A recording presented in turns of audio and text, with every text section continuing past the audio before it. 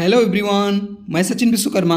आज के इस वीडियो में मैं आपके लिए फंडामेंटल ऑफ एक्सटेंशन एजुकेशन के कुछ इंपॉर्टेंट क्वेश्चंस लेकर आया हूं जो कि प्रीवियस ईयर में पूछे गए थे। तो चलिए वीडियो को शुरू करते हैं। इसका पीडीएफ आपको हमारे टेलीग्राम चैनल पर मिल जाएगा, जिसकी लिंक आपको डिस्क्रिप्शन बॉक्स में मिल जाएगी। क्वेश्चन है, प्रसार शब्द की उत्पत्ति हुई। The term extension is derived from. Option A है अंग्रेजी शब्द से, ऑप्शन बी है लैटिन शब्द से, ऑप्शन सी है ग्रीक शब्द से और ऑप्शन डी है फ्रेंच शब्द से। तो जो एक्सटेंशन शब्द है ये आपका आया था लैटिन शब्द से। ऑप्शन बी इसमें करेक्ट होगा। अगला क्वेश्चन है, अनौपचारिक शिक्षा यह भी कहलाती है। Non formal education is also known as. विद्यालय शिक्षा, प्रसार शिक्षा या प्रसार शिक्षण या प्रसार शिक्षा या फिर उपयुक्त में से कोई नहीं। तो जो अनौपचारिक शिक्षा है ये एक्सटेंशन एजुकेशन या प्रसार शिक्षा भी कहलाती है। अगला क्वेश्चन है, प्रसार शिक्षण प्रक्रिया के चरण दिए गए थे। The step of extension teaching process given by. Option A है जी.एल. रे द्वारा और ऑप्शन बी है विल्सन और गैलप द्वारा, ऑप्शन सी है जे.पी. लिगन्स द्वारा और ऑप्शन डी है वॉन डेन वेन द्वारा। तो प्रसार शिक्षण प्रक्रिया के चरण जो है ये दिए गए थे विल्सन और गैलप द्वारा। ऑप्शन बी करेक्ट है। अगला क्वेश्चन है, निम्नलिखित में से कौन सा प्रसार शिक्षा प्रक्रिया का चरण है। Which one is the step of extension education process.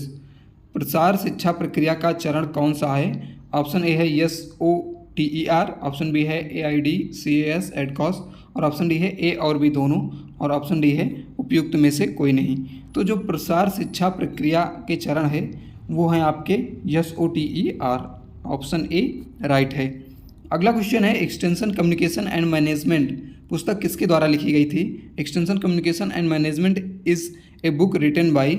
Option A है एन रोलिंग, ऑप्शन बी है आर चैम्बर्स, ऑप्शन सी है वॉन डेन बेन और ऑप्शन डी है जी.एल. रे। तो इसका जो करेक्ट आंसर है वो है आपका जी.एल. रे। जी.एल. रे द्वारा एक्सटेंशन कम्युनिकेशन एंड मैनेजमेंट पुस्तक लिखी गई थी। अगला क्वेश्चन है, प्रसार कार्य की मूल इकाई है। The basic unit of extension work is. व्यक्तिगत, समाज, परिवार या फिर समुदाय। तो जो प्रसार कार्य की मूल इकाई है ये है परिवार, फैमिली। अगला क्वेश्चन है 37 number, Indian journal of extension education कहाँ से प्रकाशित होती है। Indian journal of extension education is published from. Option A है BHU वाराणसी से, ऑप्शन बी है IARI न्यू दिल्ली से, ऑप्शन सी है IISR लखनऊ और ऑप्शन डी है उपयुक्त में से कोई नहीं। तो जो ये पत्रिका है Indian journal of extension education ये IARI न्यू दिल्ली से प्रकाशित होती है। अगला क्वेश्चन है, प्रसार कार्य के लिए किस प्रकार की प्रेरणा ज़्यादा महत्व रखती है। Which type of motivation is most important for extension work. तो ऑप्शन ए है आंतरिक, ऑप्शन बी है बाएं, ऑप्शन सी है A B दोनों और ऑप्शन डी है उपयुक्त में से कोई नहीं। तो प्रसार कार्य के लिए जो प्रेरणा है वो आंतरिक प्रेरणा ज़्यादा महत्व रखती है। अगला क्वेश्चन है, पेशेवरों को शिक्षित, प्रशिक्षित और विकसित करना कहलाता है। To educate, train and develop professional is known as. Option A है प्रसार सेवा, ऑप्शन बी है प्रसार शिक्षा और ऑप्शन सी है ए और बी दोनों और ऑप्शन डी है उपयुक्त में से कोई नहीं।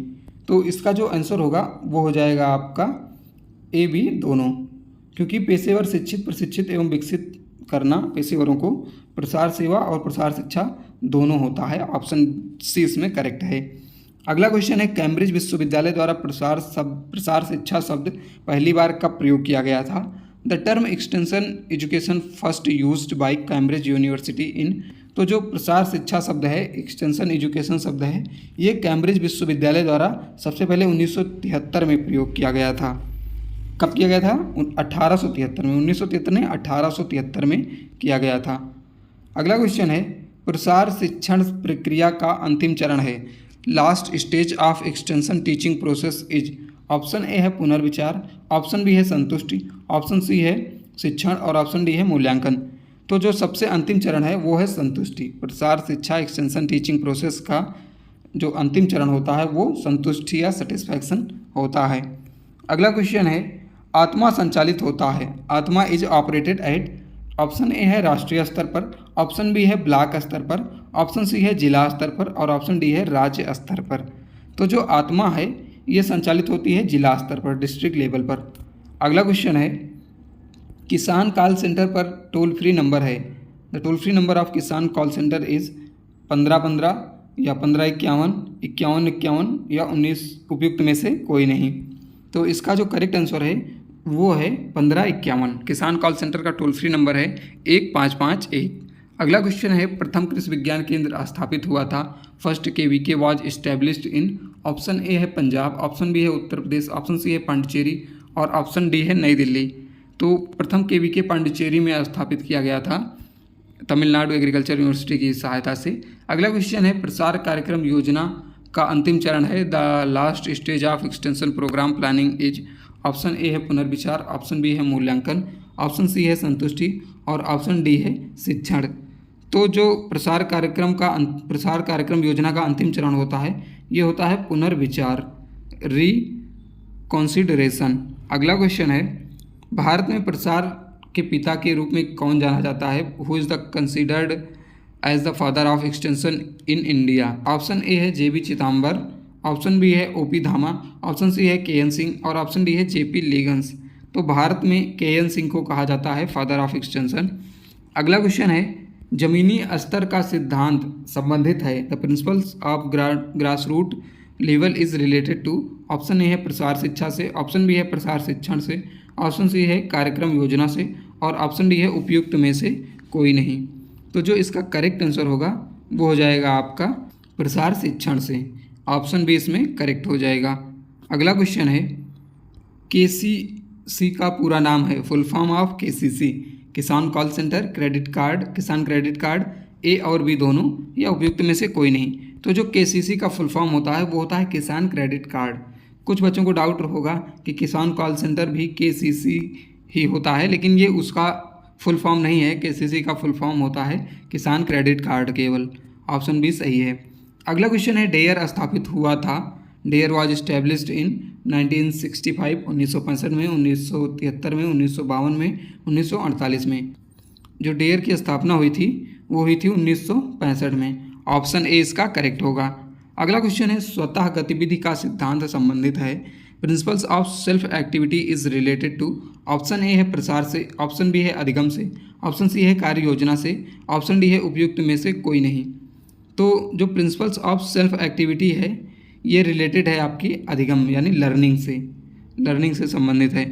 अगला क्वेश्चन है, लैब टू लैंड कार्यक्रम संबंधित है, lab to land programme is associated with, option A है ICAR से, ऑप्शन बी है राज्य सरकार से, ऑप्शन सी है केंद्रीय सरकार से और ऑप्शन डी है NGO से यानी नॉन गवर्नमेंट ऑर्गेनाइजेशन से। तो लैब टू लैंड प्रोग्राम जो है ये संबंधित है ICAR से, क्योंकि ICAR ने ही शुरू किया था, ऑप्शन ए इसका करेक्ट हो जाएगा।